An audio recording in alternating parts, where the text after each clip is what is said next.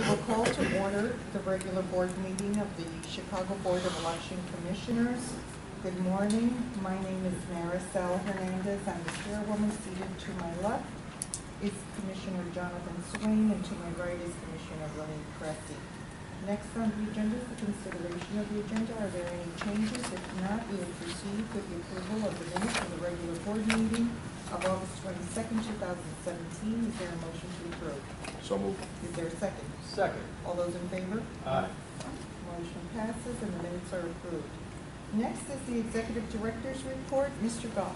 Thank you, Madam Chairwoman. Just to let the board members know that yesterday at 2 o'clock we had a briefing with the City of Chicago about the Municipal ID program. Adam Lasker already, our attorney, already met with them and gave them some information, do's and don'ts, and we talked to them yesterday, and I think it was an interesting meeting. I think they're going to reach out for us.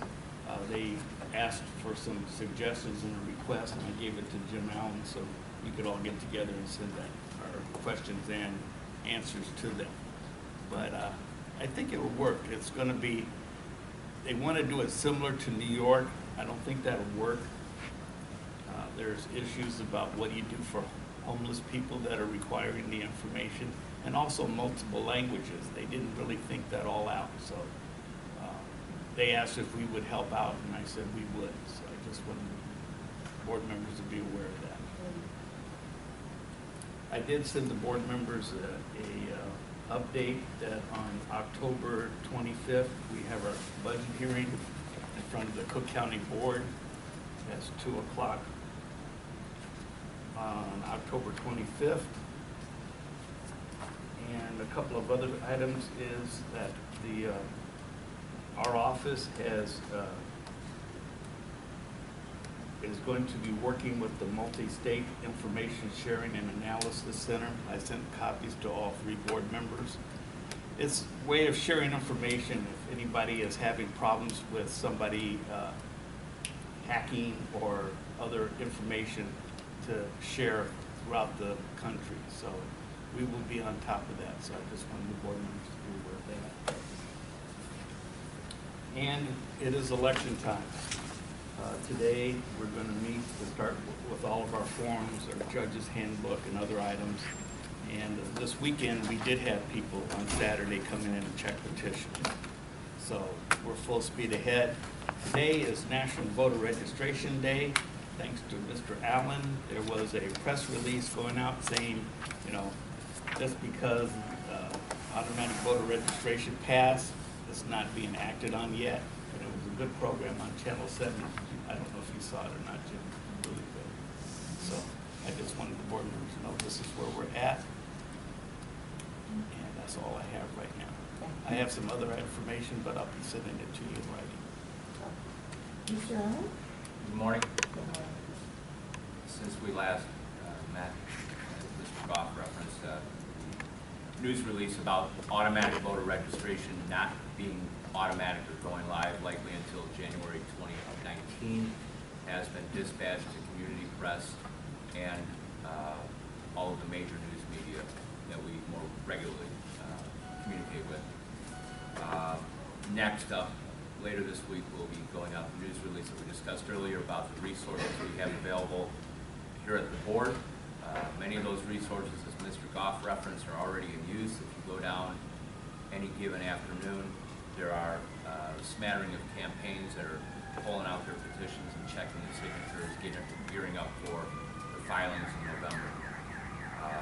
We've been invited along with the Cook County Clerk's Office to participate on October 26th. In fact, we'll be hosting it in our lower level conference room, an event sponsored by the Illinois Campaign for Political Reform. And it's a panel discussion on election security. The Cook County Clerk's Office and ourselves will be participating in that. We've received an invite from the League of Women Voters to participate in an event on November 17th. We're checking our schedules on that right now. Lastly, we're anticipating, because of today being National Voter Registration Day, Artemi Ariola of the Illinois Coalition for Immigrant Rights refugee and rights. He'll be in today shortly after a news conference in the Daily Center, delivering approximately 800 to 1,000 registrations. So the groups get it. The groups like Chicago Votes, they understand that they still need to do it manually, one by one, whether it's online or our paper forms. We still have groups coming through community services for training to become deputy registrars. So we need to keep pushing that message out there that it's not automatic. So.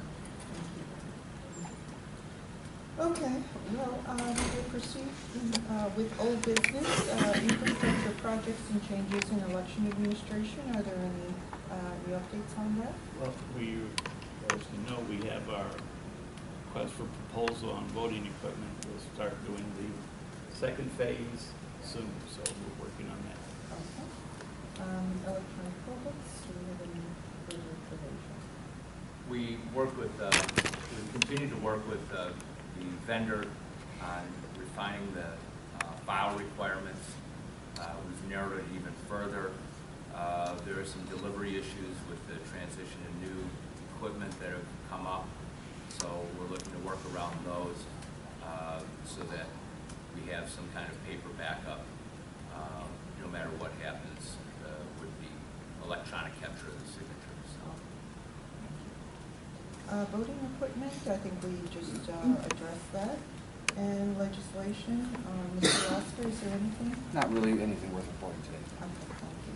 So we'll proceed to new business, and we have before us certain professional services agreements between the board and certain individuals who have provided services for us for many years as consultants, and we need to renew these agreements.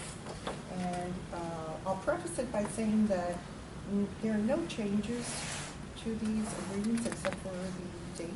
That's correct. That's correct, Madam Chairwoman. Just to let you know that the money situation is very tight. We could not give any increases for this upcoming year. The budget has already been locked in, so. Right.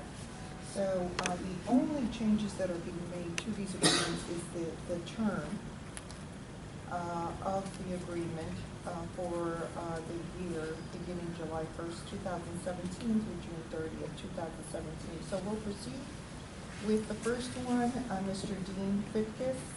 And Mr. Fitkus' contract provides that he will act as a consultant to the board to advise the board and its staff on warehouse and storage needs and assist the board in planning, construction, and moving into new warehouse facilities and related activities.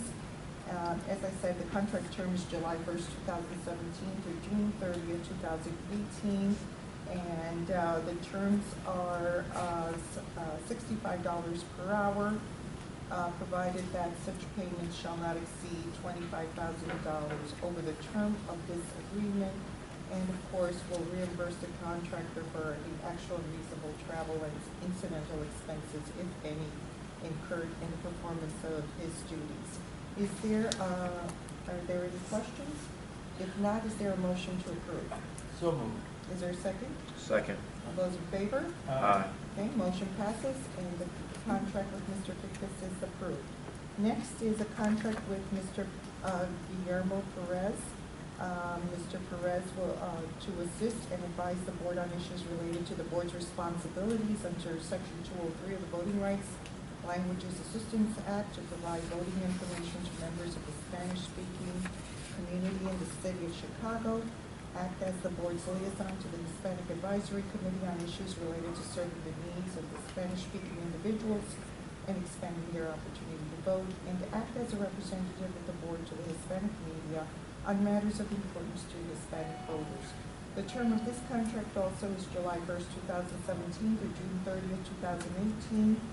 And the financial terms are that payment shall be the sum of $50 per hour, provided that such payments do not exceed the sum of $50,000, and again reimburse the contractor for any reasonable and actual travel and incidental expenses incurred in the performance of his duties. Is there a motion to approve? So moved. Is there a second? Second. All those in favor? Aye. Okay, motion passes, and the contract with Mr. Guillermo Perez is approved. The next one is a contract with Gary Rising.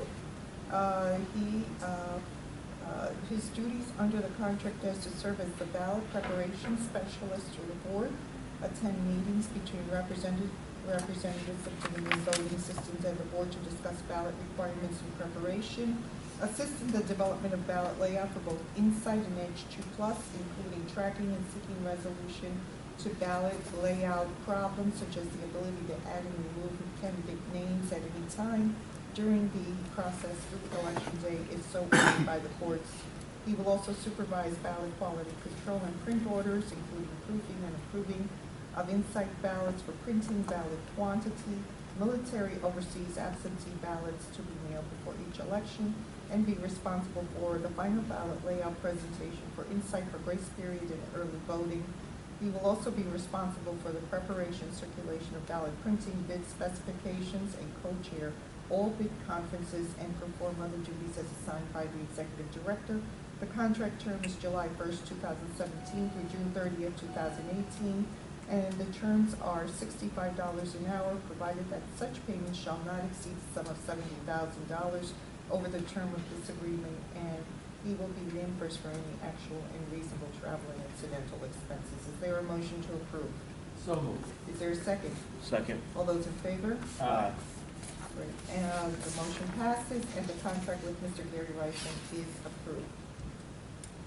Next one is a contract with Ms. Shobana Jewelry Verma, and she shall assist and advise the board on issues related to the board's responsibilities under Section 203 of the Voting Rights Languages Assistance Act to provide voting information to members of the Asian Indian community in the city of Chicago, and act as the board's liaison to the Asian Indian community on issues relating to serving the needs of Asian Indian voters and to expanding their opportunity to vote, and act as a representative of the board to the Asian India media on matters of importance to Asian Indian voters. The contract term is July 1st, 2017 through June 30th, 2018, and she will be paid the sum of $45 per hour, provided that such payments shall not exceed $90,000 over the term of this agreement, and she too will be reimbursed for all actual and reasonable travel and incidental expenses. Is there a motion to approve? So moved. Is there a second? Second. All those in favor? Aye. Okay, the motion passes, and the contract with Ms. Verma is approved. Last is a contract with Ms. Sarita Villarreal, and she, under the contract, she will assist and advise the board on issues related to the board's responsibilities of Section 203 of the Voting Rights Languages Assistance Act to provide voting information to members of the Spanish-speaking community in the city of Chicago, assist and advise the board's liaison to the Hispanic Advisory Committee on issues relating to serving the needs of Spanish-speaking individuals and expanding their opportunity to vote, and act as a representative of the board to the Hispanic media on matters of importance to Hispanic voters. This agreement is effective July 1st, 2017 through June 30th, 2018, and she will be paid the sum of $35 per hour, provided that such payments shall not exceed $70,000 over the term of this agreement, and she too will be reimbursed for actual and reasonable travel and incidental expenses. Is there a motion to approve? So moved. Is there a second? Second. All those in favor? Aye. The motion passes, and the contract with Ms. Villarreal is approved. Next on the agenda is the award of a contract for court reporting and transcription services. And, Move up. good morning. Yes, it is for a one-year contract for one contractor, which is Vertex Corporation. We took out an RFP and we received 3 respondents. There was a total of 9 firms that were had taken out the proposal, and 3 of them were WBE certified by the City of Chicago. And of the three, we have we have one which also happens to be a WBE. Unfortunately, that particular firm had to withdraw. They were unable to maintain the quantity of the court reporters that we anticipate that we'll be needing for over the elections. So therefore, we'll only be awarding to one contract, which is Vertex Corporation. Because of the results of that, I'm requesting that you take into consideration, should we need to move into an emergency contract? That emergency contract would be competitively bid, so economically feasible for the board in the event that Vertex cannot provide us with a sufficient amount of court reporters for the electoral board hearings as well as any proceedings that we have. So I'm asking for that consideration. Now, if we grant the approval for an emergency contract, then what would happen? Well, actually, I'm seeking permission to move forward with the proposed idea. I'm not looking to award an emergency contract. I will come at a later date with the actual results. Okay, so I don't think we need a motion for that. I just think we yes, definitely. That's Permission, so to speak. to investigate that further and then come back to us with further information of what Okay, you would like to propose. Yes. Is that okay? That, having been a hearing officer and seeing what can occur where suddenly we have a lot of cases before us or complicated cases where we need additional hearings, that it's great that we're considering that backup plan in emergency. So I take it probably by the time that we know how many hearings we're going to have, we would have an idea. Absolutely. If Veritex can cover Yes. it or not. I'm So. working with Adam and Trish. Excellent. Okay, thank you very much. Okay. Thank you. And so at this time. I do have one I'm question, sorry. As I'm looking at a. Spreadsheet. Say again? The spreadsheets? Yeah. Excuse me. I noticed that the rates for attendance for Veritex for the past, it's gone down when compared to the past 3 years. Yes. And the rates for per page delivery for transcripts has gone up significantly. Can you discuss a little bit about that the difference in their pricing structure and what impact that's going to have on the overall contract? Yes.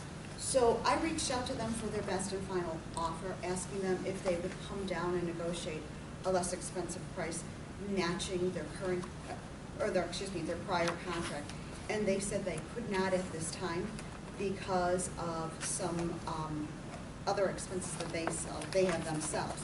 So depending upon what our usage will be for these services will impact how much of an increase we'll have incurred for us. Well, I'm sorry, I'm misunderstanding. You said you had to negotiate a best and final, but We did, yes. I did reach out to Vertex to Okay. ask them for a best and final, to reassessing their pricing. So relative, because it seems like their attendance costs are lower. Right, but there were a couple that were higher. Okay. So I was looking to see if they would match the prior, and they came back and said no. I mean, with respect to the transcripts. Yes, But that's where that's, yes, correct. I guess the good news for us is that we only need those transcripts for the cases that go to judicial review. Right. So Right. the attendance costs we need for every case, the transcripts only for a few. As I was going to say, we only order up the transcripts for a few cases. Okay. Only if it goes to judicial review. Yeah. No? Well, sometimes. We normally provide them for each hearing because the hearing officers often refer back to them on some of the challenges or questions that they. Well, what I would say to that, our rules state that we only promise the creation of a transcript. I'll work with the hearing officers to try to minimize the amount. I'm certainly not going to automatically create them for every case. Right. I was If going to that- say there are times when the hearing officer will request it, but again, that's not that many cases. If we have a complicated, fact-heavy case with lots of testimony and so forth, we would need perhaps a transcript for that case, but by all means, we're not going to just automatically order them for every case that we create. aren't they presented to us when we make rulings on those transcripts? If they've been created, they certainly would be. I mean, but historically, haven't they been presented to us? I don't remember. So I'm just, and I remember reading a lot of them last cycle. So I guess when I hear what you're saying with respect to what is required, but I remember reading a lot of transcripts last cycle. So it seems like we produce them for every single, especially those in cases where there are Rule 20s and things of that nature. Is that right? Yes, we do.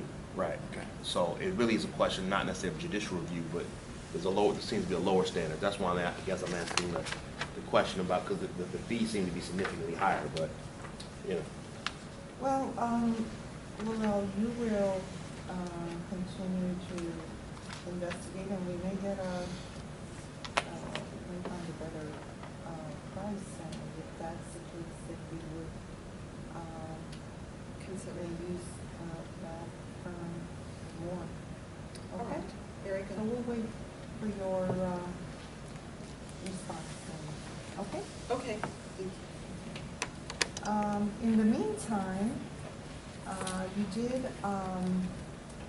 make a recommendation Yes, I did. For Uh, Vertex? for a 1-year contract for court reporting and transcription services for the 2018 elections with Veritex Corporation for the contract year of beginning September 26, 2017 through September 25th, 2018 for an amount not to exceed $165,000. Is there a motion to approve? So moved. Is there a second? Second. All those in favor? Aye. Motion passes. Thank you.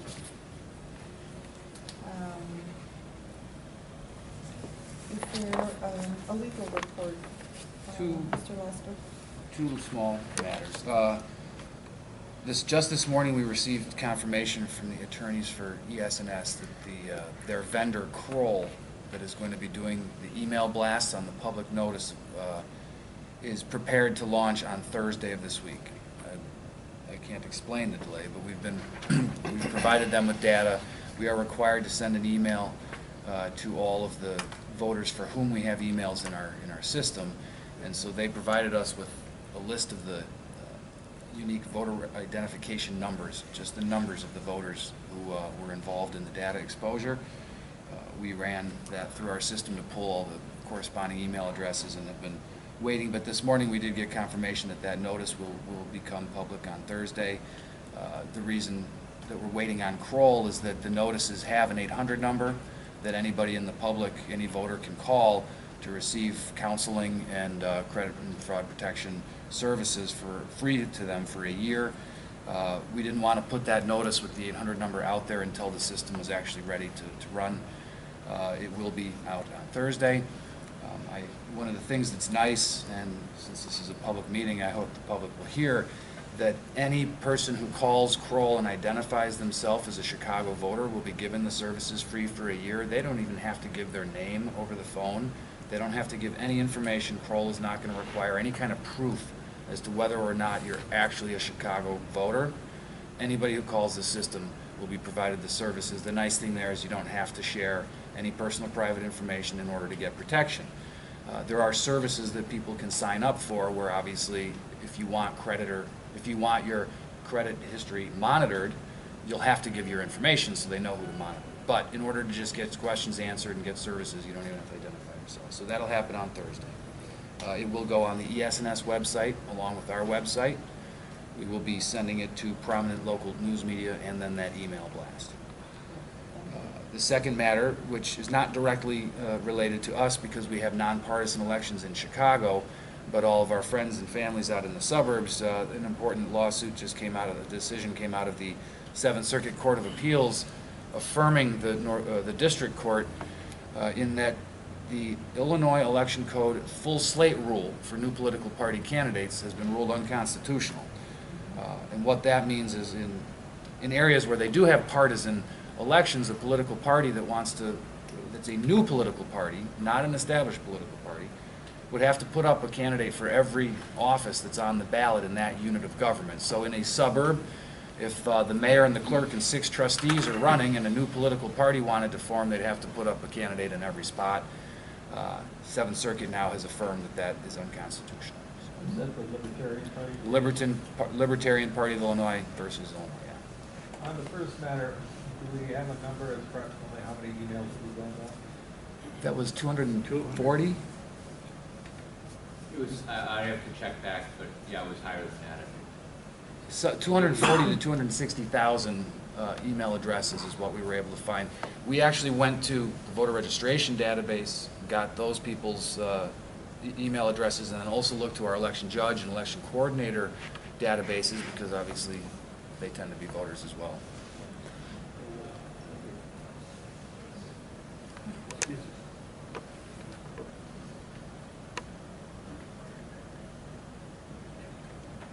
Oh, indeed, indeed. We have a development in the Republican Party lawsuits. There have been some of them. We've recently discussed the one that we were actually involved with that just had a Seventh Circuit decision.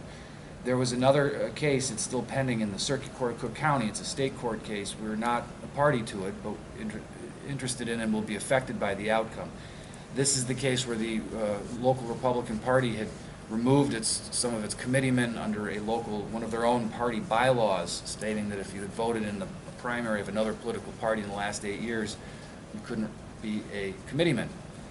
Well, the Republican Party filed a motion for summary judgment, which the court denied, and denied with a written opinion that although it's not an actual final judgment on the case, it absolutely tells us which way she's going with the case, which is that the local party's bylaw cannot trump state law in regards to what it means when you've been elected to an office and have a certificate of election. And so it's looking like we will soon. I've talked with the attorney for the candidates, who said that he's going to be filing his own motion for summary judgment soon, and that should result in a final judgment that we will then be able to hang our hat on, a court judgment as to how we as an agency are going to operate in this situation.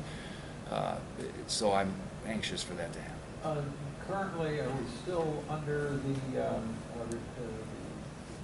temporary restraining order, or injunction rather, from the district court?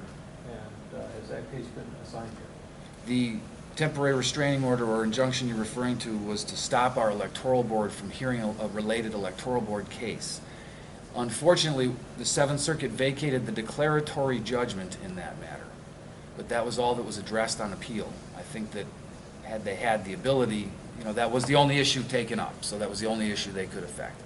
The case has been sent back, remanded to the district court for further proceedings on the dismissal, and that court date has not yet been set by the court, so I don't have any additional update, but I will be going in and making the argument that in addition to the declaratory judgment, they also had no jurisdiction over our issues, and the injunction should be lifted. Has the case been assigned to a judge on the wheel yet? Not to our knowledge.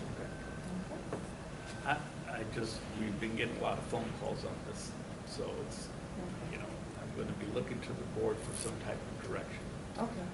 At least until we get the judgment from the circuit court. Well, we'll wait for the direction, and, we'll wait for the court's guidance on this, and then... Just for the timetable on this, where it really kind of comes in is the appointment of judges of election, with a list being provided by the various committeemen. When does that begin? Okay. So it's already underway. But Yeah, we're gonna. Where it gets dicey is, if they were to wait to issue some kind of ruling, close to that 45-day deadline. So that's when. We're still a ways away from that. 45 days. Right, but we do need to have something in place prior to that. I'm just worried about not having enough judges. So it strikes me that will there be a question relative to, because right now there's a certain method under which we're acting relative to judges, and this court case seems like it could change how we have to operate, correct? The question being who gets to select the judges. Effectively, yes. Yeah, and we've got certificates of election in Illinois state law that say that those particular committeemen are duly elected. And then we've got a local political party's bylaw that says they're not eligible. And we, without the guidance from the courts, need to make a decision as to, do we honor the election or do we honor the political party bylaw? Right. And that's what I would like for the court to answer for us, just because it puts us in a bit of a partisan position, I guess. It could be seen that way. It doesn't actually put us in that position, but it could be seen that way. Well, in the recent past, the county party chairman would select judges, but then the state law was changed so that the committeemen get to Right. nominate judges, and now we don't know if these committeemen are committeemen or not until we do it from the courts. Correct. Now, the Seventh Circuit said in our case, it's not an issue for the federal court to decide. The federal court has already issued a very strong opinion leaning one direction. So, if anything, my advice would be let's go the way the court very obviously seems to be leaning, but let's also just hope that they get there quickly. Okay. If there are no further questions, we'll go on to our financial report for today. There is a balance sheet and voucher listing for the City of Chicago. The 2017 appropriation number 17-08 dated September 26, 2017 in the amount of $376,091.12. Is there a motion to approve? So moved. Second? Second. All those in favor? Aye.